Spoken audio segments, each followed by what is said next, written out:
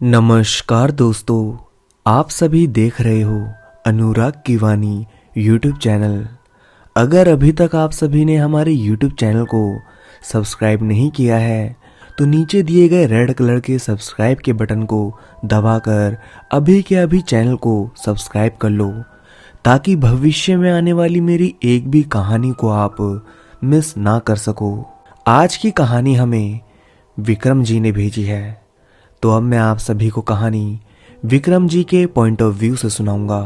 तो हेडफोन्स लगाइए और इस कहानी को अपनी आंखों के सामने इमेजिन करके सुनिएगा। मेरा नाम विक्रम है।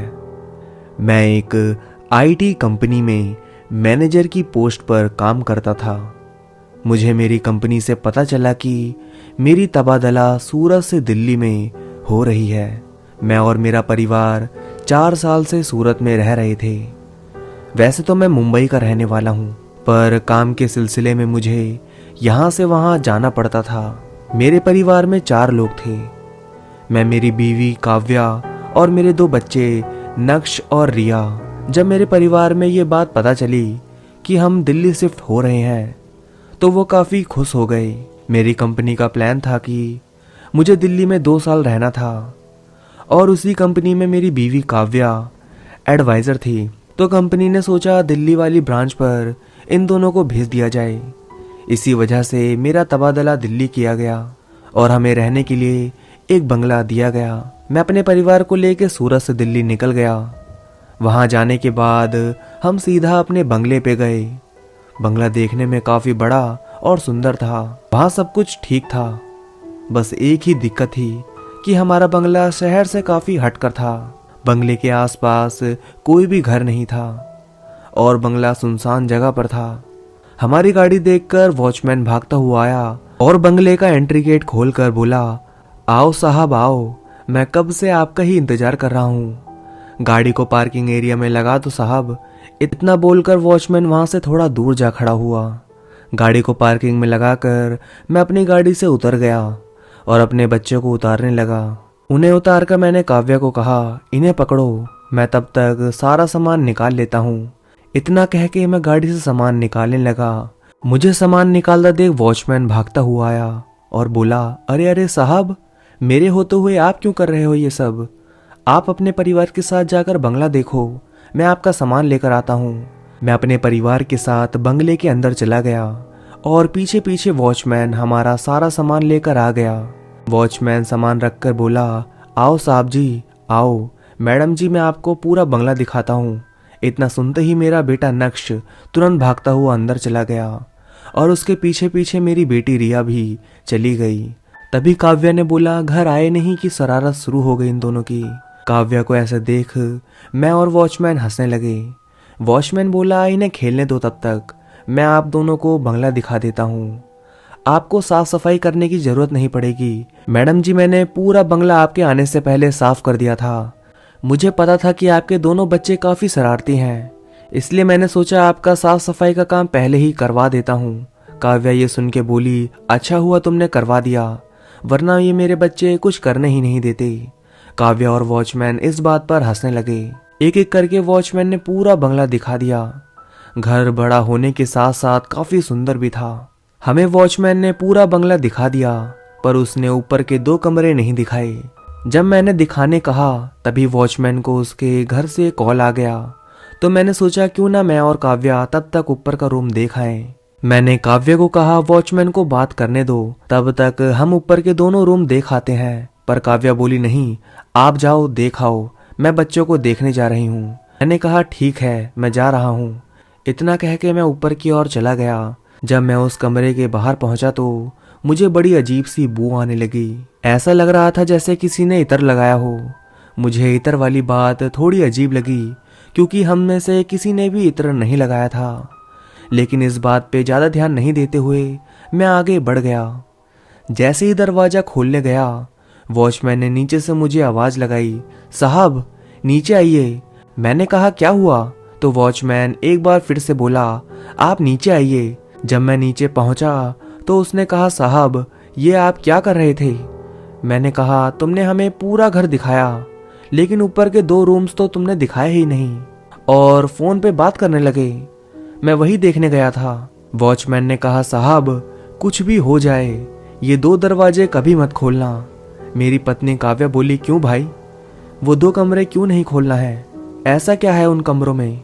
वॉचमैन ने धीमी आवाज में कहा, कुछ खास नहीं है, पर मालिक ने मना किया है।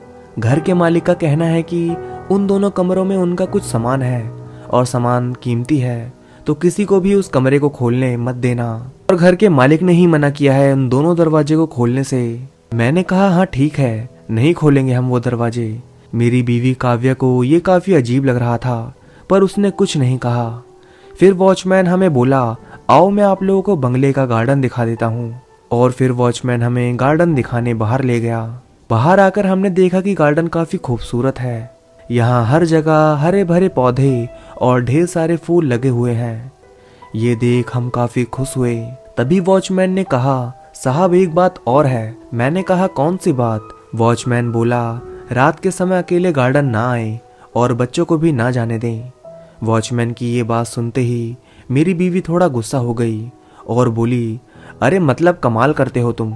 मतलब हम अपने ही बंगले में किसी कमरे को खोल नहीं सकते, अंदर नहीं जा सकते, और अब कह रहे हो कहीं घूम भी नहीं सकते। मैंने काव्या को शांत कराया और बोला, अरे काव्या छोड़ो ना, तुम क्यों गुस्सा हो रही हो? थोड़ी देर में वॉचमैन यहाँ से चला जाएगा, फिर तुम्हें जहां घूमना है वहां घूमना। वॉचमैन ने कहा, देखो साहब, मैंने आपको सब कुछ समझा दिया है और अब मैं जा रहा हूँ। अगर आपके साथ कुछ भी होता है तो मुझसे मत कहना कि मैंने कुछ बताया नहीं था। मैंने कहा, हाँ हाँ ठीक है, तुम जाओ, अब से हमें तुम्हारी जरूरत नहीं है। वॉचमैन वहां से चला गया और शाम ढल रही थी। कुछ देर बाद शाम ढली और रात हो गई। रात के करीब 8 बज रहे थे और हम सब नीचे डाइनिंग टेबल पर बैठे खाने का इंतजार कर रहे थे। कुछ देर बाद काव्या खाना लेकर आई और हम सब खाना खाने लगे। हम खाना खा ही रहे थे कि मेरी पत्नी ने कहा, विक्रम मुझे ये घर ठीक नहीं लग रहा। उस वॉचमैन की बात भी कितनी अजीब थी। और जाते जाते वो बोलकर गया कि मैंने सब बता दिया, अगर इस घर में आपको कुछ हुआ तो मुझसे मत कहना। मुझे ये सब काफी अजीब लग रहा है और इस घर में थोड़ा अजीब महसूस हो रहा है। मैंने काव्या को प्यार से कहा, ऐसा कुछ भी नहीं है, अभी हम यहाँ आज ही आए हैं ना, इसलिए हमें ऐसा लग रहा है। कुछ दिनों में सब ठीक हो जाएगा। तुम पुराने घर में इतने सालों से रहकर आई हो, इसलिए तुम्हें थोड़ा अजीब लग रहा है। टेंशन मत लो, कुछ दिनों में सब ठीक हो जाएगा, तुम्हें भी इस घर की आदत लगने लगेगी। काव्या ने कहा, ठीक है, शायद मुझे ही कुछ अजीब लग रहा है, सब नया नया लग रहा है, इसलिए कुछ अच्छा भी नहीं लग रहा है। मैंने कहा, सब कुछ ठीक हो जाएगा कुछ दिनों में। हम सब ने खाना खत्म किया और सोने चले गए। मैं और काव्या एक कमरे में थे और नक्श और रिया दूसरे कमरे में। अगले दिन सुबह मैं काम पर चला गया और काव्या घर पर काम करने लगी। बच्चे अपने खिलौने से खेलने लगे और आपस में लड़ने लगे। उन्हें लड़ता देख काव्या बोली, लड़ो मत, मिल बांट कर खेलो। वो किचन में काम कर रही थी तो उसे लगा उसके पीछे कोई है, पर जब वो मुड़ी तो वहां कोई भी नहीं था। काव्या का थोड़ा थोड़ा अजीब लग रहा था, पर उसने ये सब पर ज्यादा ध्यान नहीं दिया और ऐसे पूरा दिन बीत गया। और रात में मैं घर आया तो बच्चे मुझे देखकर काफी खुश हो गए और बोले, पापा क्या लाए हो हमारे लिए? मैंने कहा, सबके लिए चॉकलेट लाया हूँ। चॉकलेट से बच्चे बहुत खुश हो गए। तभी काव्या ने सबको आवाज लगाई और बोली, चलो आओ, अब खाना खाने का टाइम हो गया है। अब डाइनिंग टेबल पर हम सब बैठकर खाना खाने लगे। तभी काव्या बोली, आज मुझे ऐसा लगा किचन में कोई है, पर जब मैं पीछे मुड़ी तो वहां कोई भी नहीं था। इस घर में कुछ तो अजीब है। पर मैंने एक बार फिर से कहा, ऐसा कुछ भी नहीं है, वो तुम्हारा भ्रम है। ये घर काफी बड़ा है और अच्छा है। इतने में ही मेरा बेटा नक्श बोला, हाँ पापा, ये घर बहुत अच्छा है। इस घर में मेरे 2 दोस्त भी हैं, मोंटी और टीना। मेरी बेटी ने भी कहा, हाँ पापा, यहाँ हमारे 2 दोस्त भी रहते हैं और वो हमारे साथ बहुत खेलते हैं, हमें बड़ा मजा आता है उनके साथ खेलने में। काव्या ने मेरी ओर देखा और बोली, देखा, मैं तुमसे कहती हूँ ना, इस घर में कुछ तो गड़बड़ है। अब तो बच्चे भी अजीब अजीब बातें कर रहे हैं। मैंने काव्या को कहा, क्या तुम भी बच्चों की बातों में आ जाती हो? ये दोनों बच्चे हैं, इसलिए मस्ती कर रहे हैं बच्चे। वही अपने गुड्डो को भी अपना दोस्त समझते हैं। तुम इतनी छोटी बात भी नहीं समझती हो, इसमें क्या परेशानी वाली बात है? काव्या बोली, फिर ये नाम कहाँ से आया, मोंटी और टीना? मैंने कहा, आज सुबह बच्चे टीवी देख रहे थे क्या, तो काव्या बोली हाँ देख तो रहे थे। तो मैंने कहा किसी मूवी में सुना होगा उन दोनों ने ये नाम। ज्यादा चिंता मत करो तुम, अगर तुम्हें ये घर नहीं पसंद है तो कुछ समय रहते हैं, और अगर तुम्हें अच्छा नहीं लगा तो हम ये घर छोड़ किसी और घर में रहने चले जाएंगे। काव्या बोली नहीं, ऐसी बात नहीं है, घर तो बहुत अच्छा है, पर यहाँ कुछ ठीक नहीं लग रहा है। मैंने कहा कुछ दिन और रहकर देखो। काव्या बोली ठीक है। खाना खाने के बाद हम सब सोने के लिए चले गए। नक्श और रिया हमारे बगल वाले कमरे में सोने गए।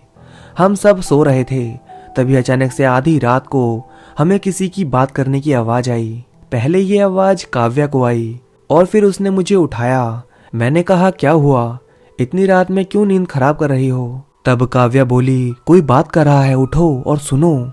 जब मैं उठा और ध्यान दिया तो मैंने भी साफ साफ सुना कि वो आवाज मेरी बेटी की है, वो किसी से तो बात कर रहा है। काव्या ने कहा ये इतनी रात में किससे बात कर रहा है? मैंने कहा रिया होगी, उसी से बात कर रहा होगा। पर काव्या बोली उठो और मेरे साथ देखने चलो। और फिर मैं और काव्या अपने रूम से निकलकर नक्श के रूम की ओर गए। हमने धीरे से उस रूम का दरवाजा खोला और चुपके से नक्श के कमरे में गए। वहां जाकर हमने देखा कि नक्श दीवार से बात कर रहा था। ये देखकर हम दोनों को काफी अजीब लगा, क्योंकि नक्श जिससे बात कर रहा था वो एक दीवार थी। उस दीवार के अलावा वहां कोई और नहीं था। तुमने मेरे खिलौने तोड़ दिए हैं, अब मैं ये बात अपनी मम्मी पापा से बताऊंगा, और अब मम्मी से तुम्हें डांट पड़ेगी, और अब से मैं तुम्हें अपना खिलौना भी नहीं दूंगा, और अब तुम्हारे साथ खेलूंगा भी नहीं। तुम जाओ यहाँ से, तुम बैड बॉय हो। मम्मी कहती हैं बैड लोगों से दूर रहना चाहिए, तुम जाओ यहाँ से। मैं और काव्या एक दूसरे को हैरत भरी नजरों से देख रहे थे। काव्या नक्श के पास गई और बोली नक्श ये तुम किससे बात कर रहे हो बेटा, और तुम अब तक सोए क्यों नहीं? नक्श बोला वो देखो मेरा दोस्त मोंटी, मैं सो रहा था तो उसने मुझे उठा दिया, और जब मैंने कहा मुझे सोने दो, मैं अभी नहीं खेलूंगा, तो उसने मेरे खिलौने तोड़ दिए। वो एक बैड बॉय है मम्मी। नक्श जिस तरफ इशारा कर रहा था, जब हमने उस तरफ देखा तो वहां कोई दिखाई नहीं दे रहा था, वहां बस दीवार दिखाई दे रही थी। नक्श बोला मम्मी वो देखो उसने मेरा खिलौना तोड़ दिया है। जब हमने उसका खिलौना देखा तो वो सच में टूटा हुआ था, पर हमें वहां कोई भी दिखाई नहीं दे रहा था। काव्या बोली नक्श बेटा खिलौना तो टूटा हुआ है, लेकिन हमें तुम्हारा दोस्त कहीं दिखाई नहीं दे रहा है। सच सच बताओ, ये सब तुम्हारा एक बहाना है ना? तुमने ही खिलौना तोड़ा है ना, और अब बचने के लिए मोंटी का नाम ले रहे हो ताकि तुम्हें डांट ना पड़े? नक्श बोला नहीं नहीं मम्मी, मैं सच बोल रहा हूँ, मोंटी ने ही खिलौना तोड़ा है, मैंने नहीं तोड़ा खिलौना। मैंने कहा ठीक है बाबा, मोंटी ने ही तोड़ा है तुम्हारा खिलौना। नक्श अब आप सो जाओ। नक्श बोला हाँ पापा, आप मेरे लिए नया खिलौना ला दोगे ना? मैंने कहा हाँ बेटा, ले आऊंगा तुम्हारे लिए नया खिलौना, अब तुम सो जाओ। इतना कह के हमने नक्श को सुला दिया और उसके कमरे से बाहर आ गए। बाहर आकर काव्या बोली नक्श झूठ बोल रहा होगा, उसी ने खिलौना तोड़ा होगा, और उसकी डांट ना पड़े इसलिए मोंटी का नाम ले रहा है। मैंने कहा हाँ यही हुआ होगा। इतना कह के मैं और काव्या अपने कमरे में सोने चले गए। अगली सुबह मैं अपने ऑफिस के लिए निकल गया और घर पर काव्या और बच्चे अकेले थे। सुबह काफी देर हो गया पर नक्श अपने कमरे से बाहर नहीं आया, तो काव्या नक्श के कमरे में गई। अंदर नक्श और रिया सो रहे थे। काव्या ने जब नक्श को छुआ तो पाया कि उसका पूरा बदन तप रहा है। उसने तुरंत मुझे फोन किया और इसके बारे में बताया। मैंने कहा तुम डॉक्टर को बुलाओ, मैं घर आ रहा हूँ। काव्या ने तुरंत डॉक्टर को बुलाया और तब तक मैं भी ऑफिस से घर आ गया था। डॉक्टर ने नक्श को कुछ दवाइयाँ दी और एक इंजेक्शन दिया। इसके बाद से नक्श की हालत में थोड़ी सुधार आई। कुछ देर बाद नक्श ने बोला पापा रात में हमें बहुत डरावनी आवाजें आती हैं, हम बहुत डर जाते हैं, और मोंटी और टीना हमें बहुत परेशान करते हैं। जब मैं मोंटी से कहता हूँ कि मैं नहीं खेलूंगा, तब वो मुझसे लड़ाई करने लगता है और मुझे और रिया को परेशान करने लगता है। तभी रिया ने भी वही बात कहा जो नक्श कह रहा था। मैंने कहा अच्छा ठीक है, कहाँ है वो मोंटी? अब अगर वो पापा के हाथ आ गया तो उसे पापा बहुत मारेंगे, आप डरो नहीं। एक बार मोंटी पापा के हाथ लग गया तो उसकी अच्छे से पिटाई करेंगे हम सब। मेरी ये बात सुन के नक्श और रिया बहुत खुश हो गए और उन्हें हंसता देख मैं और काव्या भी खुश हो गए। मैंने कहा अब तुम दोनों पापा मम्मी के साथ उनके रूम में रहो, कुछ दिन हम सब एक ही रूम में रहने लगे और कुछ दिन सब ठीक रहा। एक दिन मुझे कंपनी का बहुत काम करना था। काम करते करते मुझे रात हो गई।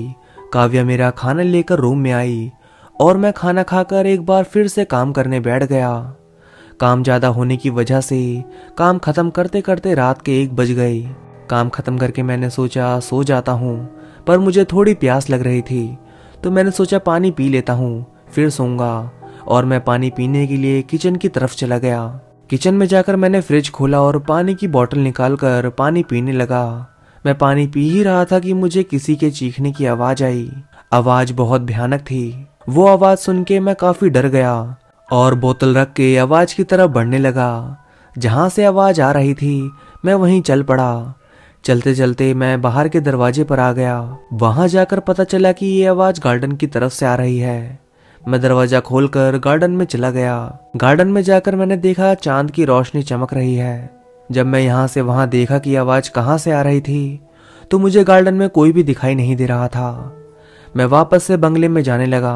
मैं बंगले में गया ही था कि मैंने एक बार फिर से आवाज सुनी। इस बार ये आवाज किसी की सिसकने की थी, लेकिन जैसे ही मैं पीछे मुड़ा आवाज आना बंद हो गया। मुझे ये मेरा भ्रम लगा और मैं अपने रूम में सोने चला गया। अगली सुबह मैंने कल रात की सारी बातें काव्या को बताई। मेरी बात सुनकर काव्या ने कहा, देखा मैंने कहा था ना, कुछ तो है इस घर में जिसके बारे में हमें नहीं पता। मैंने कहा कोई बात नहीं है, कल मैं काम करके बहुत थक गया था इसलिए मुझे ऐसा लग रहा था, ये कोई बड़ी बात नहीं है। हो सकता है रात का टाइम था, मुझे कोई वहम हुआ हो। तुम चिंता मत करो, सब ठीक है। इतना कह के मैं तैयार होकर अपने ऑफिस के लिए निकल गया।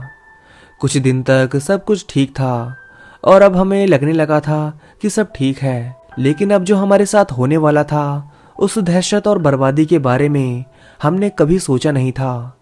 एक बार की बात है, मैं ऑफिस से अपने घर आया और फ्रेश होकर हम सब खाना खाने चले गए। हम खाना खा रहे थे तभी मेरी बेटी रिया बोली, पापा सुनो ना। मैंने कहा क्या हुआ बेटा, बोलो। रिया बोली, पापा टीना ने मेरा खिलौना तोड़ दिया। टीना बहुत गंदी है और पापा टीना की मम्मी भी है, वो हमें बहुत डराती है। रात को वो हमें अपने पास बुलाती है, उसकी बड़ी बड़ी आंखें हैं और वो बहुत गंदी दिखती है। मुझे ऑफिस के काम की पहले ही टेंशन थी और ऊपर से रिया की ये बात सुनकर पता नहीं मुझे क्या हो गया था। और मैंने गुस्से से कहा, कौन है ये मोंटी और टीना और कौन है उसकी माँ?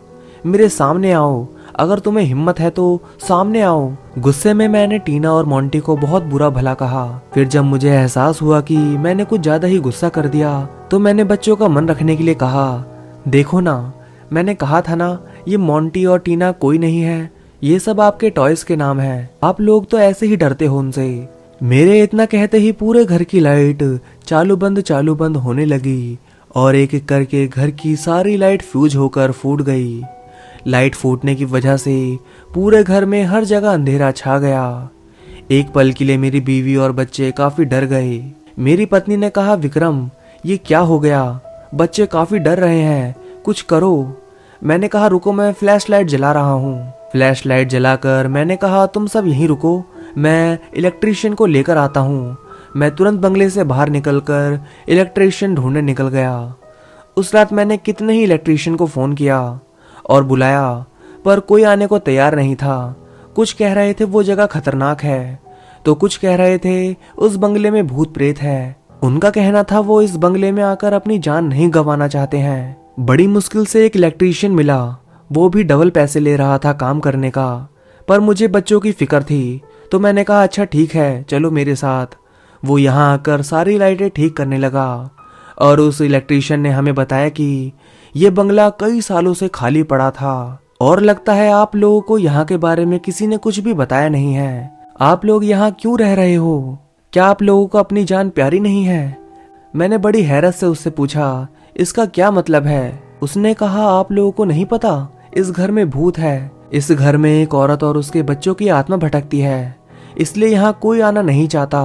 मैंने कहा अच्छा ठीक है, हमें डराओ मत, यहाँ कोई भूत नहीं है, काम करो और जाओ।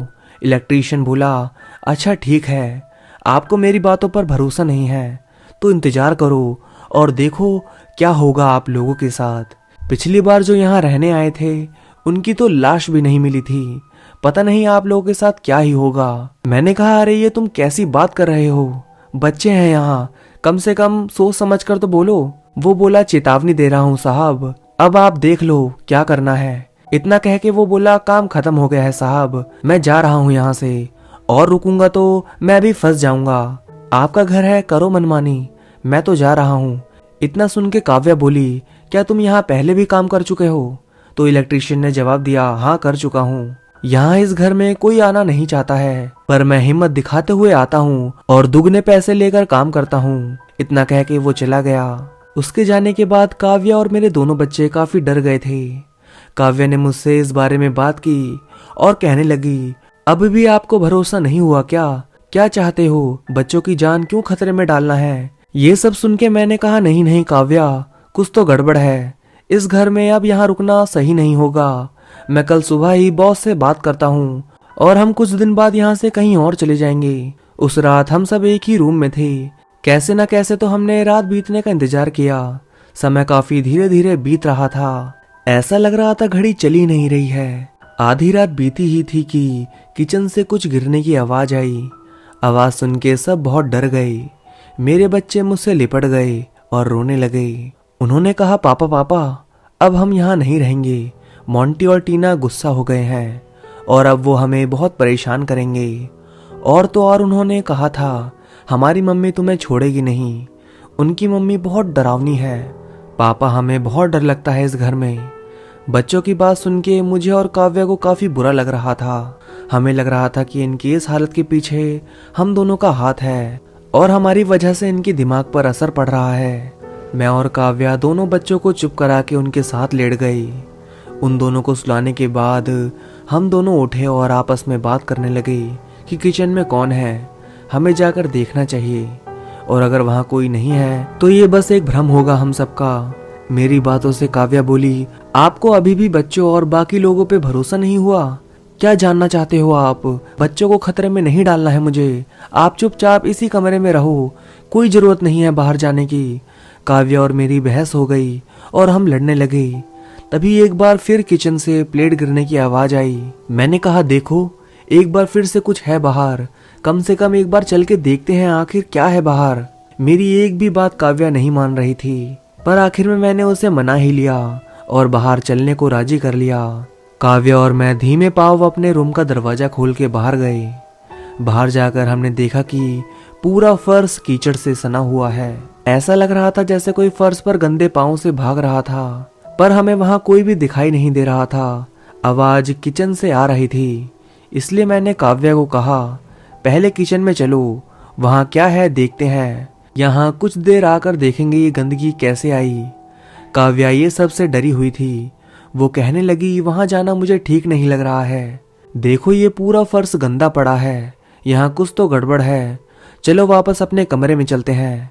पर मैंने ठान लिया था कि आवाज कहाँ से आ रही थी और क्यों आ रही थी ये पता लगा के ही रहूंगा, इसलिए मैंने कहा मैं हूँ, डरो मत, साथ चलो मेरे। काव्या मुझे अपने पास देखकर थोड़ा अच्छा महसूस कर रही थी। उसने मेरा हाथ पकड़ा और मेरे साथ किचन की तरफ चल पड़ी। जब हम किचन में गए तब हमने जो देखा उसे देखने के बाद हम काफी डर गए।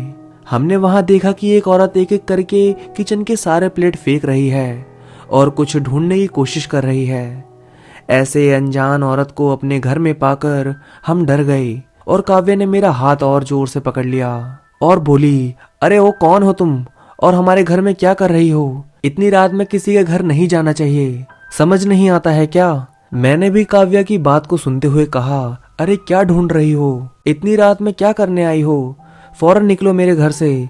मैंने जैसे ही कहा मेरे घर से निकलो, घर की सारी लाइटें चालू बंद होने लगी। वो औरत एक डरावने आवाज में बोली ये मेरा घर है, निकल जाओ वरना मारे जाओगे। काव्या ये सब से काफी ज्यादा डर गई और बोली यहाँ से चलो, ये औरत कुछ ठीक नहीं लग रही है मुझे। पर मैं इतनी रात में किसी और को अपने घर में देखकर आग बबूला हो गया था। मैंने कहा कौन हो तुम, शक्ल दिखाओ अपनी, घूमो हमारी तरफ। वो औरत हंसते हुए हमारी तरफ घूमी और उसे देखने के बाद हमारे पैरों तले जमीन खिसक गई। उसका शक्ल इतना डरावना था कि उसे देखने के बाद हम जम से गए थे। हमारा गला सूखने लगा था, उसके पूरे शरीर पर निशान थे। ऐसा लग रहा था किसी ने बहुत बेरहमी से इसका हुलिया बिगाड़ा है। कुछ पल के लिए तो हम दोनों जम गए थे, पर हिम्मत करके मैंने कांपते हुए कहा, कौन हो तुम और हमारे घर में क्या कर रही हो? उस औरत ने कहा, तुम्हारा नहीं, मेरा घर, मैं तुम्हारी मौत हूँ। इतना बोल के वो हंसने लगी। तभी हमने देखा कि 2 बच्चे उस औरत के पीछे से आ रहे थे और हमारे सामने आकर खड़े हो गए और बोले, हमारा नाम मोंटी टीना है, हम जा रहे हैं तुम्हारे बच्चों के साथ खेलने। तुम दोनों की बात सुन के हम समझ गए, हमारे बच्चे झूठ नहीं बोल रहे थे। ये तीनों सच में इसी घर में रहते हैं और ये तीनों भूत हैं। मोंटी और टीना को बच्चों के पास जाता देख हम दोनों फौरन उनके पीछे भागे और बच्चों को कैसे बचाना है ये सोचने लगे। मोंटी और टीना देखते ही देखते हवा में गायब हो गए और उनके जोर जोर से हंसने की आवाज आने लगी। ये सब देखने के बाद हम फौरन से बच्चों के पास गए और दरवाजा बंद कर लिया। कमरे में जाने के बाद मेरी और काव्या की हालत खराब हो गई थी। हमने बाहर जो देखा वो बहुत डरावना और भयंकर था। अब इतना सब देखने के बाद हमें दक्ष और रिया की बातों पर विश्वास हो गया था कि हमारे बच्चे झूठ नहीं बोल रहे थे। और काव्या को कहा, डरो मत, हमें कुछ भी नहीं होगा, हम कल सुबह ही ये घर छोड़ देंगे, बस आज की रात यहाँ गुजार लो। बच्चे सो रहे थे इसलिए हमने उन्हें जगाया नहीं और डर के मारे एक कोने में बैठ गए। तभी बाहर से कोई जोर जोर से दरवाजा पीटने लगा। ऐसा लग रहा था पीटते पीटते दरवाजा टूट जाएगा। इसकी वजह से बच्चे भी जाग गए और लगातार दरवाजा पीटने की आवाज से वो भी काफी डर गए थे। दोनों बच्चे रोने लगे। उन्हें इस हालत में देख हमने उन्हें गले लगा लिया और कहा, कुछ नहीं होगा, शांत हो जाओ। पूरी रात हमने ऐसे ही डर के आलम में निकाली। पूरी रात हम में से कोई सोया नहीं। कैसे न कैसे करके रात बीत गई और अगले दिन सुबह होते ही हमने रूम का दरवाजा खोला और देखा कि बाहर कोई दिखाई नहीं दे रहा है। ये देखते ही हमने अपना थोड़ा मोड़ा सामान उठाया और तुरंत उस घर से निकल गए। बाहर जाते ही हमने गाड़ी पार्किंग से निकाली और तुरंत उस बंगले से निकल गए। हम जा ही रहे थे कि नक्श ने कहा, पापा गाड़ी रोको, वो देखो। मैंने जब गाड़ी रोकी तो देखा कि मोंटी, टीना और उसकी माँ टेरेस पर खड़ी होके हमें जाता देख काफी खुश दिख रहे थे। रिया और दक्ष उन्हें भी बाय बाय करने लगे, पर मैंने तुरंत गाड़ी चालू की और वहां से निकल गए। अगर हम लोग वहां से फौरन नहीं निकलते तो शायद ये बताने के लिए मैं जिंदा नहीं होता। मेरे परिवार के साथ जो हुआ उसे भूलना बहुत मुश्किल है। धीरे धीरे हम उसे भूलने की कोशिश कर रहे हैं, पर भूला पाना बहुत मुश्किल है। कई साल बीत गए इस हादसे को, पर आज भी उस रात को याद करके रूह कांप उठती है। तो दोस्तों, यह थी आज की पहली कहानी। अगर आपको आज की पहली कहानी अच्छी लगी हो तो कमेंट करके बताइए आपको कहानी कैसी लगी और इस वीडियो को लाइक कर दीजिए। तो चलिए दोस्तों, आज की दूसरी कहानी सुनते हैं। 5 दोस्त अमृतसर स्टेशन पर रात 10:30 बजे उतर चुके थे। पेपर के बाद हुई 2-4 छुट्टियों का मजा हमेशा ही किसी ऐसी ही कोई घूमने का प्लान बनाकर लिया करते थे। विपुल और विनय को हमेशा जिंदगी में कुछ रोमांच करने की खोज में लगे रहते।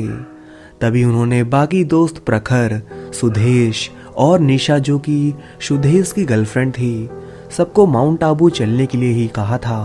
पर प्रखर की जिद पर इस बार वाघा बॉर्डर देखने का मन था तो अमृतसर पहुंच गए। प्रखर के पापा भी कारगिल की लड़ाई में शहीद हो गए थे और अब भाई की पोस्टिंग भी कश्मीर में ही थी, इसलिए उसका सेना के प्रति सम्मान था। शायद इस भावना को बयां कर पाना प्रखर के लिए थोड़ा मुश्किल था। अमृतसर पहुंचते ही सीधे अपने बुक किए होटल में पहुंचकर अपने कमरों में आराम करने लगे। तय तो यही हुआ था कि थोड़ा आराम कर घूमने निकला जाए, पर रात के 3 बजे सुदेश और निशा ने तो अपने कमरे में से निकलने से इनकार कर दिया। पर प्रखर, विपुल और विनय तीनों पहुंच गए अमृतसर के स्वर्ण मंदिर और साथ में थोड़ी दूर था जलियांवाला बाग। गुरुद्वारे में माथा टेक अमृतसर की सुनसान पड़ी सड़कों पर घूमना शुरू किया। हालांकि उनका होटल स्वर्ण मंदिर से बहुत ज्यादा दूर नहीं था, मगर फिरने के लिहाज से बस निकल पड़े उन गलियों की तरफ जहां आधे से ज्यादा मकान बंद पड़े थे। एक अजीब सा सन्नाटा चारों तरफ बिखरा पड़ा था। बंद दरवाजों के तालों पर जंग लग चुका था। कुछ के टूट कर गिरने को पड़े थे तीनों दोस्त बड़े ध्यान से सभी बंद कमरों को देखे जा रहे थे। बीच बीच में विपुल और विनय मजाक भी करते थे।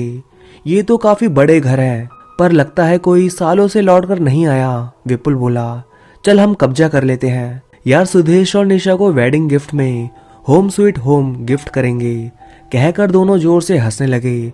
अरे यार, मुझे तो भूतिया घर लगते हैं। एक अजीब सी दहशत हो रही है। प्रखर बोला, हो भी सकता है, फिर तो मजा आने वाला है इस ट्रिप में। विपुल ने ताली देकर विनय को कहा, चुप कर यार, चल निकले यहाँ से, होटल पहुंचते हैं, प्रखर ने कहा। प्रखर तेज तेज कदमों से चलने लगा। तभी आगे जाकर चाय की दुकान नजर आई तो विपुल दोनों को जबरदस्ती वहीं ले गया। भैया 3 कप कड़क चाय पिलाओ तो, और यह भी बताओ कि यह इतने सारे घर बंद क्यों हैं? विपुल ने चाय वाले से पूछा। वही अंग्रेजों के जमाने का जलियांवाला कांड, बस ऐसे ही कितने ही घर उजाड़ गए। तो क्या कोई नहीं है जो इन घरों को संरक्षण दे सके? विनय ने पूछा। कौन देगा? सरकार कुछ करती नहीं, और इनका कोई बचा नहीं। जो थोड़े बहुत किसी के रिश्तेदार बचे थे वे भी बाहर चले गए। अब तो बस ऐसे ही खाली है। चाय वाले ने चाय देते हुए कहा। और आप कब से हैं यहाँ पर? प्रखर ने पूछा। मेरा तो जन्म यहीं हुआ था। चाय बेचना हमारा काम तो बरसों से चला आ रहा है। चाय वाले ने छोटी सी सोती हुई लड़की के सिर पर हाथ फेरते हुए कहा। तीनों ने चाय वाले को पैसे दिए और आगे बढ़ गए, पर पता नहीं क्या सोचकर प्रखर ने पीछे मुड़कर देख लिया। पीछे देखते ही देखते लड़की जाग जाती है और बड़ी होने लगती है और उसका रंग रूप बदलने लगता है। वह उस चाय वाले का हाथ पकड़ती है और चाय वाला भी डरावना हो जाता है। एक भयानक आदमी, और दोनों प्रखर को देख मुस्कुराते हैं। चाय की दुकान गायब। प्रखर को काटो तो खून नहीं। वह जोर से चिल्लाया, विपुल, विनय, क्या हो गया? क्यों चिल्ला रहा है? विवेक बोला, हम यहीं तो है ना। प्रखर विपुल से बोला, यार वह दुकान और वो चाय वाला और वो लड़की सब भूत बन गए।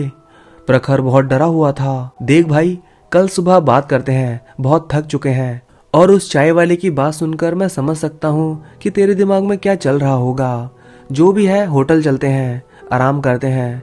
विपुल ने प्रखर को होटल के अंदर खींचते हुए कहा। तीनों होटल के कमरे में पहुंचे, अपने कपड़े बदले और बिस्तर पर पड़ गए। पर प्रखर बेचैनी से खिड़की से बाहर देख रहा था। उसकी आंखों में नींद नहीं थी, पर फिर भी थकावट इतनी थी कि वो ज्यादा देर जागने का संघर्ष नहीं कर सका और सो गया। सुबह के 10 बजे पांचों होटल से रवाना हुए और रास्ते में विनय कल रात की बात सुदेश और निशा को बताता जा रहा था। सब उसका मजाक भी उड़ा रहे थे, पर प्रखर का ध्यान उस दुकान पर ही था जो कल रात दिखी थी। यह तो बंद पड़ी है, निशा ने कहा। हाँ, बंद तो है, चलो किसी से पूछते हैं, प्रखर ने कहा। सामने कुल्फी रेडी वाले से पूछा तो उसने कहा, दिन में तो बंद ही रहती है, पर 6 बजे के बाद कोई खोलता हो तो पता नहीं, क्योंकि मैं तभी तक यहाँ होता हूँ। सब यह सुनकर आगे बढ़ गए और प्रखर को भी लग गया शायद मन का कोई वहम हो। अब सब फिर गुरुद्वारा में माथा टेक जलियांवाला बाग देखने पहुंच गए। चारों तरफ शांति और देशभक्ति का प्रतीक यह बाग और उधम सिंह की मूर्ति सबके मन में साहस और श्रद्धा की भावना को मजबूत कर रही थी। जहां सुदेश और निशा सेल्फी खींचने में लगे थे, वहीं प्रखर को वही लड़की और चाय वाला दिखाई दिए तो उसने चारों को बताया। सब उन दोनों के पास पहुंचे। भैया, आप यहाँ पहचाना? कल रात हम चाय पीने आए थे, आप यहाँ क्या कर रहे हो? विपुल ने पूछा। हम तो यहाँ आते रहते हैं, हमारे सारे अपने यहीं तो रहते हैं, रात को चाय का काम, चाय वाले ने अजीब और बेहद दर्द भरी आवाज में कहा।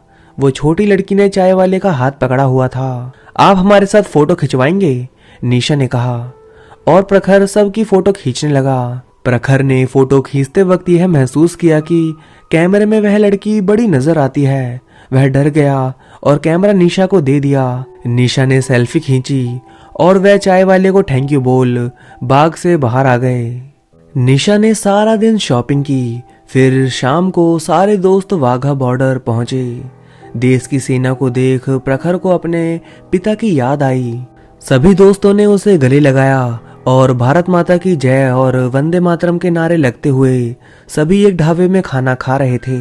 रात हुई और घूमते फिरते पता ही नहीं चला कि कब वक्त गुजर गया और रात के 12 बज गए। जब होटल पहुंचे तो होटल के मालिक ने कहा कि आप सभी को रूम खाली करना पड़ेगा, क्योंकि पुलिस आई थी, उनके कुछ लोग यहाँ पर ठहरना चाहते हैं। हमारी भी मजबूरी है, आप अपने आधे पैसे वापस लेकर रूम खाली कर दीजिए। असुविधा के लिए माफी चाहता हूँ। यह कहकर होटल के मालिक ने सभी को कमरे का सामान खाली करने के लिए कह दिया। यार, हम इतनी रात को कहाँ जाएंगे? निशा ने कहा। जाना कहाँ है, मिल जाएगा कुछ, पहले यहाँ से बाहर तो निकलें। सुदेश ने कहा। रात के 1 बज रहे हैं, कहाँ जाएंगे? निशा फिर परेशान होकर बोली। इसी का नाम तो रोमांच है। विनय विपुल को गले लगाकर बोला। विपुल गाना गाते हुए जा ही रहा था। रात बाकी बात बाकी होना है क्या। तभी सभी को चाय वाले की दुकान नजर आई। अरे वह देखो चाय वाला और उसकी दुकान, वहां चलते हैं। फिर देखते हैं कहाँ चलना है। सभी चाय की दुकान पहुंचे। भैया 5 कप कड़क चाय तो देना, विपुल बोला। वहीं छोटी लड़की भी खड़ी सबको देख रही थी, पर प्रखर को उसकी आंखें घूमती हुई नजर आई। उसने एकदम ध्यान हटा लिया। भैया कोई होटल मिल जाएगा? हमको मजबूरी में अपना होटल खाली करना पड़ा है, विनय ने कहा। चलना है तो हमारे घर चलो, वहां रात गुजार लेना, चाय वाले ने ये चाय देते हुए कहा। सभी दोस्त मान गए, पर प्रखर ने जाने से साफ इनकार कर दिया। उसका दिल गवाही नहीं दे रहा था कि वो वहां कोई रात गुजारे।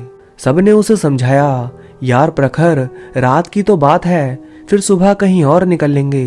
विपुल ने कहा। मुझे पहले से ही कुछ गड़बड़ लग रही है, मैं नहीं जा सकता, तुम्हें जाना है तो जाओ। प्रखर गुस्से से बोला। देख, इनके घर जाकर तेरे मन का वहम भी दूर हो जाएगा और हमारी रात भी आसानी से कट जाएगी।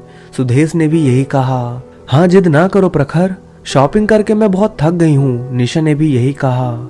ना चाहते हुए भी प्रखर मान गया। सबके सब चाय वाले और उसकी छोटी सी लड़की के साथ चल दिए। रास्ते में मुकुल ने चाय वाले से उसके घर और उसकी छोटी बच्ची के बारे में पूछा, और जैसे ही उसने यह बताया कि यह लड़की उसकी बहन है और उसका घर जलियांवाला बाग के पीछे है, तो एक पल के लिए सभी थोड़ा घबरा गए। फिर विपुल ने पूछा, वहां तो ज्यादातर घर बंद पड़े हैं ना भैया?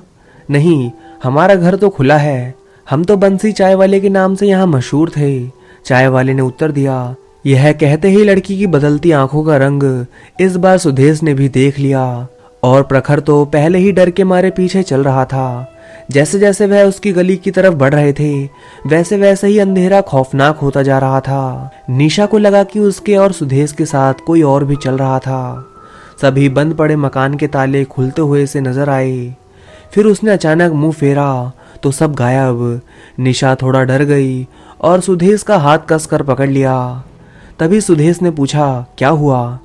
कुछ नहीं, शायद थक गई हूँ, निशा ने अनमने ढंग से कहा।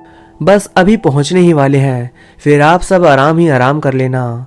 यह कहते हुए चाय वाले के चेहरे पर एक डरावनी हंसी और टेढ़े मेढ़े दांत को प्रखर ही देख पा रहा था। वहीं विपुल और विनय सभी घरों को गौर से देख उनकी फोटो खींचते जा रहे थे। तभी एक बड़े 100-200 गज के मकान के सामने आकर वह रुक गए। दरवाजा खुलता गया। अंदर अंधेरा था। लाइट नहीं आती क्या? विपुल ने पूछा। अभी बत्ती चल जाएगी। तभी घर के 2-3 बल्ब खुद ही जल गए और आज वहां एक औरत भी नजर आई और कहने लगी, बंसी आ गए तुम? हाँ आ गया, कुछ मेहमान भी लाया हूँ, बंसी ने कहा। औरत का मुंह ढका हुआ था। लाल रंग का घूंघट अंधेरे में और भी ज्यादा चमक रहा था। किसी को भी उसका चेहरा नजर नहीं आया, मगर अब औरत की नजर उन पर पड़ी तो अचानक प्रखर को उसके दांत बाहर और बिल्कुल उसका चेहरा काला नीला और पीला नजर आया। वह तो एकदम डर ही गया। तभी बंसी ने कहा, भाग्यवंती, इनको जरा ऊपर वाला कमरा तो दिखाओ, आज की रात यह यहीं रहेंगे। सभी उस औरत के पीछे सीढ़ियों पर चलने लगे। एक विचित्र सा खौफ मानो ऐसा लग रहा था कि जैसे सीढ़ियों पर कोई और नहीं, अनेक लोग खड़े हों। अनेक लोगों का खड़ा होना सिर्फ निशा और प्रखर को महसूस हुआ, मगर जैसे ही वह कुछ बोलते तब कमरा आ चुका था और वह औरत वहां से जा चुकी थी। कमरा पुराने समय के हिसाब से बना हुआ था। दीवारों का पेंट उखड़ा हुआ था। एक हल्की हल्की सी दुर्गंध भी आ रही थी और एक हल्का सा चांदनी सा बल्ब भी जगमगा रहा था। तभी प्रखर बोला, मैं अभी भी कह रहा हूँ कहीं और चलो, यह जगह बिल्कुल भी ठीक नहीं लग रही। यह ना हो जाए कि पता चले कि हम आए तो घूमने हैं और यहाँ किसी भूतिया में फंसकर भूल भुलैया ही बन जाएं। मुझे भी कुछ अजीब सा डर लग रहा है सुदेश। आज जब मैंने फेसबुक पर डालने के लिए कैमरा चेक किया था तब उस भैया और उसकी लड़की की फोटो कहीं नहीं थी। मुझे लगा डिलीट हो गई होंगी, पर सिर्फ वही दोनों गायब थे, बाकी सब तो थे। शायद प्रखर ठीक कह रहा है, निशा ने कहा। तूने यह बात पहले क्यों नहीं बताई निशा? सुदेश ने पूछा। मैं दुविधा में थी, क्या कहूँ, निशा ने सफाई दी।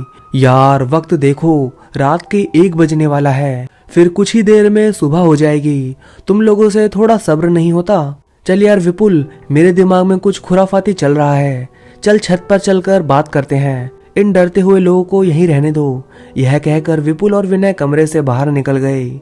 चलो निशा, थोड़ा सो लेते हैं, बहुत थक चुके हैं। यह कहकर सुदेश कमरे में ही बिछी चारपाई पर लेट गया। निशा भी वहीं उसके पास बैठ गई और प्रखर जमीन पर बैठ गया। थोड़ी देर में सुदेश और निशा तो सो गए, पर प्रखर की आंखों में कहीं भी नींद का नामो निशान नहीं था। वह तो बस कमरे की दीवार को देखे जा रहे थे।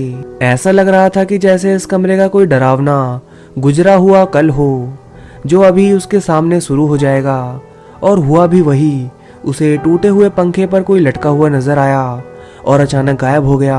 बस फिर उसके बाद प्रखर से उस कमरे में रुका नहीं गया और कमरे से निकल नीचे बरामदे में आ गया। पसीने से लथपथ प्रखर जैसे ही बरामदे में पहुंचा, उसने देखा कि 4-5 काली पीली शकल वाले लोग बरामदे में घूम रहे हैं। वह लड़की भी वहीं थी तथा पहले से भी ज्यादा डरावनी लग रही थी। चेहरा नीला पड़ा हुआ था। उसकी तरफ सभी बढ़ रहे थे।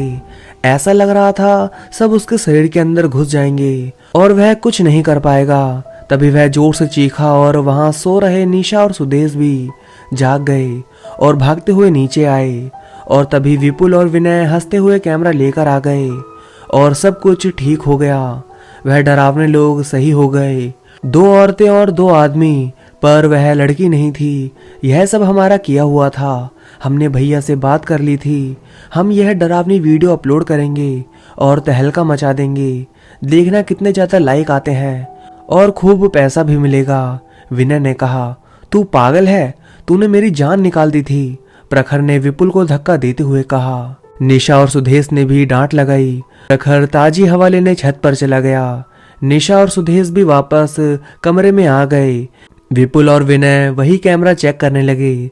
शुरू से वीडियो शुरू की। पूरा घर सब वीडियो में दिख रहा था, पर जब आगे बढ़े तो प्रखर के अलावा वहां कोई नहीं था।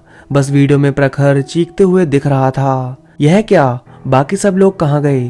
तूने ढंग से शूट किया था ना? विपुल ने पूछा। हाँ यार, सब सही चल रहा था, पता नहीं क्या हुआ। विनय अभी भी कैमरा बार बार ठीक से देखकर बोल रहा था, मगर बस प्रखर ही दिख रहा था। हम दोबारा शूट कर लेंगे, जरा भैया से पूछ कर आता हूँ। यह कहकर विनय पूछने चला गया। ढूंढे ढूंढे एक कमरे में पहुंच गया। उस कमरे में पहले से ही कोई पीठ कर खड़ा था। घुसते ही विनय ने बोलना शुरू किया, भैया क्या फिर से वही लोग आ जाएंगे? हमारा ठीक से शूट नहीं हुआ है। उस आदमी ने कुछ नहीं कहा। विनय उसके पास चला गया, उसका कंधा पकड़ फिर बोला, भैया। यह सुनते ही उसने पीछे मुड़कर देखा तो विनय को तो काटो तो खून नहीं, उसकी दोनों आंखें नहीं थी, चेहरा काला पड़ा हुआ था। एक भद्दी और मोटी सी आवाज में बोला, हाँ आ जाएंगे, बताओ कब बुलाना है। यह कहकर उसने विनय की गर्दन पकड़ ली और विनय की आंखें बाहर आ गई। जब काफी देर तक विनय नहीं पहुंचा तो वह उसे ढूंढने जाने के लिए हुआ था। तभी विनय आ गया। तू ठीक है? कहाँ रह गया था? विपुल ने पूछा और देखा कि विनय कुछ बोला नहीं, बस सिर्फ सिर हिला दिया है। कब आ रहे हैं वो लोग? बस आते ही होंगे, विनय ने विपुल को घूरते हुए कहा। चल मैं बाकी दोस्तों को भी बता देता हूँ। यह कहकर विपुल ऊपर वाले कमरे में गया तो वहां निशा और सुदेश पहले से ही सिर पकड़कर बैठे हुए थे। क्या हुआ? विपुल ने पूछा। प्रखर तो यहाँ से जाने के लिए कह रहा है, वो नहीं मानेगा। अब हम यहाँ से निकलेंगे, सुदेश बोला। कैसी बातें करते हो, एक वीडियो और शूट कर लेते हैं, मैंने सब इंतजाम कर लिया है, बहुत मजा आएगा, हम रातों रात अमीर बन जाएंगे, जरा सोचो तो, विपुल ने कहा। प्रखर नहीं मानेगा, वह वैसे भी बहुत परेशान लग रहा है और हम उसे नहीं समझा सकते और उसे अकेला भी नहीं जाने देंगे। निशा ने कहा, ठीक है, तुम तीनों नीचे आओ, हम वहीं थोड़ा सा शूट कर बाहर के दरवाजे से बाहर निकल लेंगे, विपुल ने कहा। सभी अपना बैग लेकर नीचे बरामदे में आ गए। नीचे विपुल पहले से ही उनका इंतजार कर रहा था। विनय के हाथ में कैमरा था। तभी विपुल ने एकदम से शुरू करना कहा तो सबकी सब डरावनी शक्लें उनकी तरफ बढ़ने लगी और पूरा कमरा भूतों के हुजूम से भर गया हो जैसे। प्रखर, निशा और सुदेश जोर से चिल्लाए और भागने लगे। सब दरवाजे की तरफ भागे तो विपुल ने उन्हें रोकते हुए कहा कि ये सब एक नाटक है, पर ऐसा कुछ नहीं है। विनय सबको मना करता है, मत भागो। उन्होंने जैसे ही पलटकर देखा, सब भूत रुक गए। तभी विपुल ने कहा, सभी को धन्यवाद, पर अब हम चलेंगे। चल विनय, चल यहाँ से। यह कहकर उसने विनय का हाथ पकड़ उसे चलने के लिए कहा। तो उसने पूरी ताकत से विपुल को दीवार की ओर ढकेला। सब विनय को देखने लगे। उसकी आंखें लाल हो गई और उसका सिर घूमने लगा। इसका मतलब वह भी भूत बन चुका था। सबके सब भागो यहाँ से, प्रखर ने कहा। चारों दोस्त दरवाजे की तरफ भागने लगे।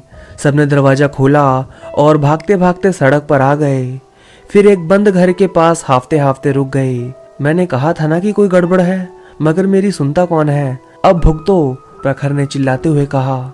मैं और नहीं भाग सकता, मैं थक गया हूँ, विपुल यह कहकर उस बंद घर के पास बैठ गया। जल्दी से जल्दी स्टेशन पहुंचते हैं और यहाँ से निकलते हैं, सुदेश ने कहा। तभी उन्होंने देखा जहाँ विपुल बैठा हुआ था, उस घर का दरवाजा अपने आप खुला और जोर की आंधी आई और विपुल को अंदर खींच कर ले गई। सबके सब बुरी तरह डर गए और भागने लगे।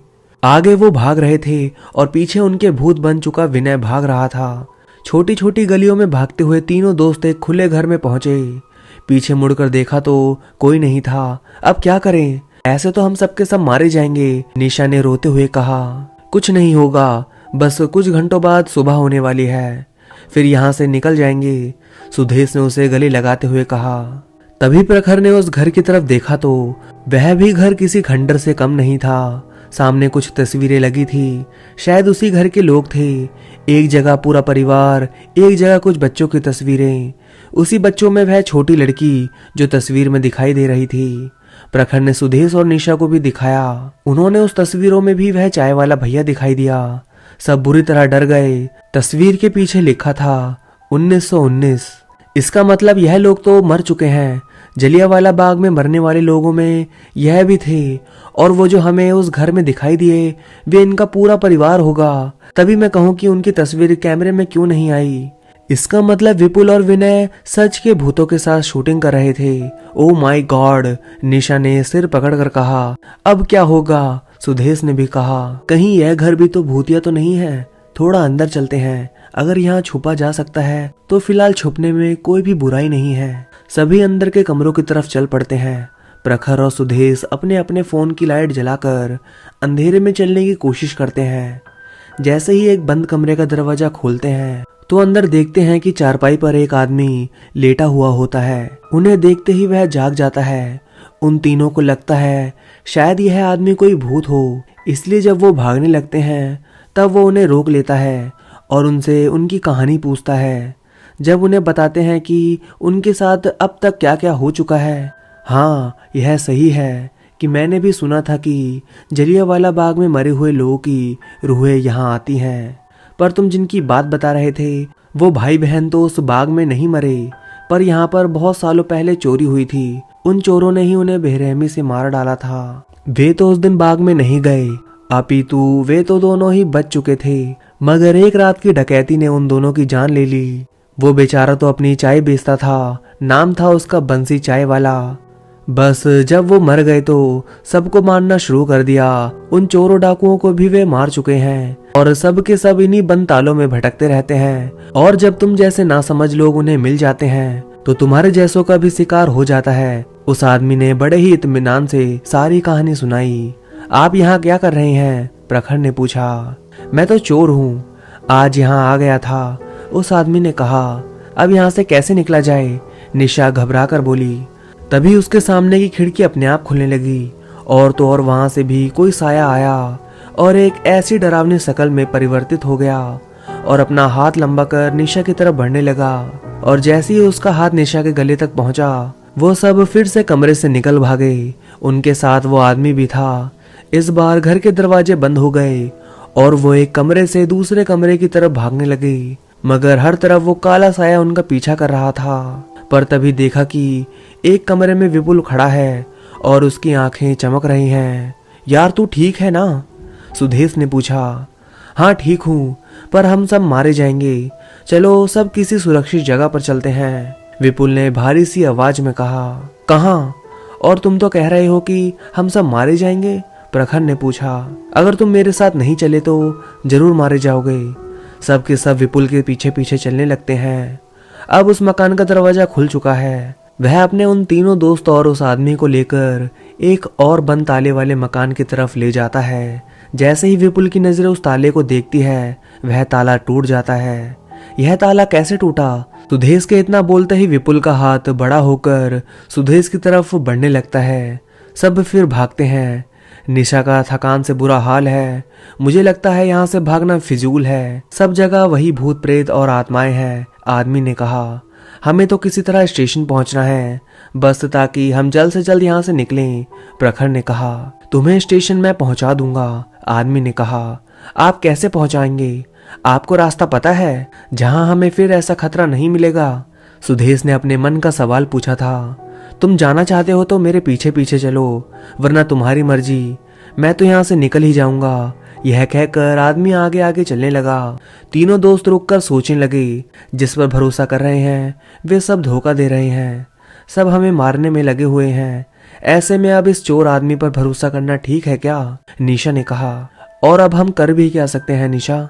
कोई और रास्ता भी तो नहीं है। हो सकता है यह हमारी मदद ही कर दे, सुदेश ने कहा। मेरा दिमाग तो काम नहीं कर रहा है। विपुल और विनय मरकर भूत बन चुके हैं, अब हमारा क्या होगा? प्रखर ने कहा। देखो यहाँ इस सुनसान में खड़े रहना ठीक नहीं है, उसी आदमी के पीछे चलते हैं। यह कहकर सुदेश निशा का हाथ पकड़ और प्रखर को भी खींच उसी दिशा की तरफ भागने लगता है जहां वो आदमी जा रहा था। सुनो सुनो, हम भी पीछे आ रहे हैं, तीनों यह कहते हुए उसके पीछे चलने लगते हैं। अब सब के सब गलियों से निकलकर बाहर की तरफ आने लगते हैं, मगर रास्ता सुनसान है। झाड़ियां और पेड़ शुरू हो चुके हैं। झाड़ियों में रेंगते हुए कीड़े नजर आने लगते हैं, जिन्हें देखकर ऐसा लग रहा था कि यह भी कोई जहरीला सांप बनकर डसने लग जाएंगे। हम कहाँ जा रहे हैं? प्रखर ने पूछा। तुम्हें स्टेशन पहुंचने से मतलब होना चाहिए, आदमी ने बड़ी रुखाई से कहा। एक बात बताओ, उन दोनों भाई बहन को मरे हुए कितना समय हो चुका है? क्योंकि आपने ही कहा था कि वो लोग उस जलियांवाला बाग के कांड में नहीं मरे थे, प्रखर ने पूछा। उनके मरने के 5 साल बाद, आदमी ने कहा। फिर वो चोर कब मरे जिन्होंने उन्हें मारा था? कोई 2 साल बाद, आदमी बोलते हुए लगातार आगे बढ़ता जा रहा था। तभी प्रखर का गला सूखने लगा। आपको यह कहानी यहाँ के लोगों ने सुनाई होगी, प्रखर ने एक बार अपनी आवाज को फिर संभाल कर बोला। कहानी सुनाने के लिए कोई जिंदा नहीं रहा, फिर आपको कैसे पता? अब की बार निशा ने पूछा। मैं वही चोर हूँ जिसने उन भाई बहनों को मारा और उन्होंने मुझे। यह कहकर उसने पीछे मुड़कर देखा। उसका जला हुआ चेहरा, आंखें बड़ी बड़ी, मुंह से आग निकलने लगी। वह जोर से दहाड़ा। पसीने और डर से लथपथ वह तीनों जोर से चिल्लाए। आवाज कहीं हलक में अटक कर रह गई और प्रखर बोला, भागो निशा और सुदेश, कहीं भी भागो। सब उल्टी दिशा की तरफ भागने लगे। जहां जहां वो भागते जा रहे थे, वहीं नीचे जमीन से सड़े गले हाथ निकलते जा रहे थे। एक हाथ ने निशा का पैर पकड़ लिया। वह जोर से चिल्लाई तो सुदेश ने अपने पैर से मारना शुरू कर दिया। फिर अपने बैग से कोई धारदार चीज निकाल उसे पैर में चुभो दिया। तभी पैर छूट गया और फिर दोनों भागने लगे। तभी वही डरावनी शक्लों ने प्रखर को घेर लिया। तभी वो वही चोर डरावना आदमी था। उसने प्रखर के सामने आकर कहा कि तुम्हें तो कोई तुम्हारा अपना नहीं बचा सकता है, और प्रखर की तरफ जहरीला सांप फेंक दिया जिसका मुंह उसके फन से भी ज्यादा बड़ा था। तभी प्रखर के पास सुदेश और निशा पहुंच गए और उन्होंने जलती हुई माचिस की तिल्ली को सांप के ऊपर फेंक दिया। भाग प्रखर, सुदेश ने कहा। फिर तीनों भागने लगे और भागते भागते निशा का पैर फंस गया और वो अचानक से गिर गई। अरे जल्दी चलो, प्रखर ने कहा। सब तेरी वजह से हुआ है, तुझे ही अमृतसर आने की पड़ी थी, और तो और भागा बॉर्डर देखने के लिए मरा जा रहा था। अब सचमुच ही मौत हमारे पीछे पड़ गई। अच्छा खासा हमारा प्लान पहाड़ों की वादियों में घूमने फिरने का बन रहा था, वहीं चले जाते। अब तू मर, हम क्यों मरे? अब कह रहा है जल्दी चलो, सुदेश ने निशा को उठाते हुए कहा। मेरी वजह से? मैंने कहा था कि उन बनतालों के घरों में जाओ, और तो और विपुल और विनय को भी मैंने नहीं कहा था कि भूतों के साथ मिलकर कोई खेल खेलो। प्रखर ने भी लगभग चीखते हुए कहा। तुम दोनों लड़ क्यों रहे हो? हमें अपनी जान के बारे में सोचना है, ना कि उसके बारे में जो गुजर गया, निशा ने दोनों को समझाते हुए कहा। अब तीनों लगे भागने। अब स्टेशन ज्यादा दूर नहीं रहा, बस स्टेशन पर पहुंचने ही वाले थे कि अचानक से जोर से हवा आई और निशा गायब हो गई। वहीं झाड़ियों की सरसराहट ने निशा को ले जाने का अनुमान दे दिया। निशा कहाँ गई? निशा! दोनों सुदेश और प्रखर जोर से चिल्लाने लगे, मगर कहीं कुछ नजर नहीं आया। इसका मतलब निशा हमेशा हमेशा के लिए हमें छोड़कर चली गई। सुदेश ने लगभग रोते हुए कहा। कैसी बात कर रहे हो? जरूरी है जो विपुल और विनय के साथ हुआ वो निशा के साथ भी हो सकता है वह रास्ता भटक गई हो। प्रखर ने सुदेश का कंधा पकड़ उसे संभालते हुए कहा। आखिर सब खत्म हो गया, तूने महसूस नहीं किया कि वो भूत निशा को उठाकर ले गए हैं? यह कहकर उसने गुस्से में एक और जोर का घूंसा प्रखर के मुंह पर दे मारा। अब हम कहीं के नहीं रहेंगे। बस सुदेश यही कहे जा रहा था और प्रखर को मारे जा रहा था। फिर दोनों में झगड़ा शुरू हो गया, लगे एक दूसरे को मारने। सुदेश के सिर पर खून सवार हो रहा था। तभी एक जोर का घूंसा सुदेश और प्रखर के मुंह पर लगा और वो दोनों दूर जा गिरे। उनके सामने विपुल और विनय भूत बन सामने खड़े थे। दोनों ने दोनों को मारना शुरू कर दिया और उसके बाद बाकी के भूत भी उन्हें खींच एक उस जगह ले आए जहां निशा को पेड़ से उल्टा टांग रखा था और उसका सिर आग की तरफ था, जो लटक कर सीधा आग में गिरने वाला था। निशा जोर से चिल्ला रही थी और बार बार एक ही बात कह रही थी, कोई बचाओ मुझे। प्रखर और सुदेश को जख्मी हालत में देख निशा ने और भी जोर से चिल्लाना शुरू कर दिया। सुदेश, प्रखर बचाओ मुझे, निशा ने कहा। तुम दोनों ने हमें बहुत परेशान किया है, बहुत भगाया, अब हम तुम्हें तड़पा तड़पा कर मारेंगे। भूत बने विपुल और विनय ने कहा। भाई मेरी निशा और मुझे छोड़ दे और इस प्रखर की जान ले ले, सुदेश ने हाथ जोड़ते हुए कहा। ये क्या कह रहा है तू साले? प्रखर ने सुदेश से कहा। बिल्कुल ठीक कह रहा हूँ, तेरे खानदान में तो वैसे भी मरने की बड़ी हिम्मत है। तभी उस लड़की बनी भूत ने कहा, सब मरेंगे, हमारा पूरा खानदान भी जलियांवाला बाग में मारा गया था, सब मरेंगे। तभी उस प्रेत भूतनी का मुंह बड़ा हो गया और उसका हाथ इतना लंबा हो गया कि निशा की गर्दन तक पहुंच गया। सुदेश जोर से बोला, निशा! तो बाकी के प्रेत ने भी उसकी गर्दन पकड़ ली। इससे पहले कि निशा का सिर उस दहकती आग में जाता, प्रखर को उस भूत चोर की बात याद आ गई। तुम्हें कोई तुम्हारा अपना ही बचा सकता है। तभी प्रखर ने अपने माता पिता को याद किया और अचानक इतनी तेज रोशनी हो गई कि उस लड़की भूत का हाथ निशा की गर्दन को तोड़ नहीं पाया। सामने देखा तो उसके पिता की आत्मा खड़ी थी। सभी भूतों ने प्रखर के पिता की आत्मा पर हमला करना शुरू किया। फिर और भी कई आत्माएं आ गई। तभी उस लड़की भूतनी को अपना परिवार और सारा पड़ोस जो उस जलियांवाला कांड में मर चुके थे नजर आने लगे। तभी वो लड़की का भूत और बंसी की आत्मा शांत हुए और निशा पेड़ से नीचे गिर गई।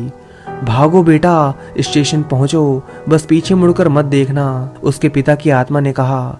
तीनों भागकर स्टेशन पहुंचे और दिल्ली वाली गाड़ी में चढ़ गए। भीड़ होने के कारण दरवाजे पर ही खड़े हो गए। सुदेश ने निशा को गले लगा लिया। शुक्र है हम बच गए, सुदेश ने कहा। आज प्रखर के पापा और उनकी सभी नेक रूहों ने बचा लिया। निशा ने प्रखर को देखते हुए कहा। हाँ, देश के लिए मरने वाले शहीद क्यों कहलाते हैं, आज समझ आया, क्योंकि वह अमर हो जाते हैं और वो किसी से बदला नहीं ले सकते। यह कहते हुए प्रखर की आंखों में आंसू आ गए। अब यह नाटक बंद कर, बस यह हमारा आखिरी ट्रिप था। अब कहीं जाना होगा तो मैं और निशा खुद देख लेंगे, बस अब दिल्ली पहुंच जाएं, सुदेश ने प्रखर को घूरते हुए कहा। गाड़ी अपनी गति से आगे बढ़ रही थी और सुदेश पागलों की तरह निशा को गले लगाते हुए हम बच गए कहने लगा। तीनों दोस्तों के चेहरे पर मुस्कान आई थी कि ट्रेन के दरवाजे से किसी ने सुदेश को जोर से खींचा। निशा जोर से चिल्लाई, सुदेश! दोनों ने देखा कि सारे भूत सामने दूर खड़े थे और सुदेश की गर्दन कट चुकी थी और उनके हाथ में थी। निशा ने ना कुछ सोचा, बस चलती गाड़ी से कूद गई और उसी दिशा में भागने लगी और अंधेरे में गायब हो गई। प्रखर ने रोकना चाहा पर देर हो गई। गाड़ी अमृतसर स्टेशन छोड़ चुकी थी और सुदेश के शब्द आखिरी ट्रिप उसके कानों में गूंज रहे थे। तो दोस्तों कहानी आपको कैसी लगी? अगर आपको कहानी अच्छी लगी हो तो इस वीडियो को लाइक करिए और कमेंट करके बताइए आपको कहानी कैसी लगी। तो अब मैं आप सभी से मिलता हूँ नेक्स्ट वीडियो में। तब तक के लिए धन्यवाद दोस्तों।